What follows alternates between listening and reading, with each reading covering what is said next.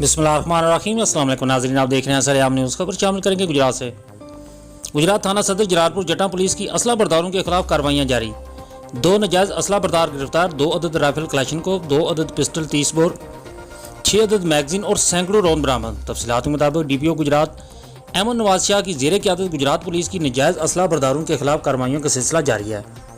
इस सिलसिले में DSP सदर सर्कल इदनान अहमद मलिक की ज़ेर क़यादत SHO थाना सदर जलालपुर जटा इंस्पेक्टर अमर सईद ने अपनी टीम के हमरा कार्रवाइयाँ करते हुए 2 असला बरदारों को गिरफ्तार कर लिया। गिरफ्तार मुलजमान में मोहम्मद अली वल्द नज़ीर अहमद सकना कसोकी, अब्दुल मजीद वल्द गुलाम फरीद सकना जलालपुर बीरवाला मुल्तान शामिल हैं, जिनके कब्जे से 2 अदद rifle Kalashnikov, pistol 30 bore 9mm, pistol, 6 अदद मैगजीन, 2 अदद गातरा और सैकड़ों राउंड बरामद कर लिए।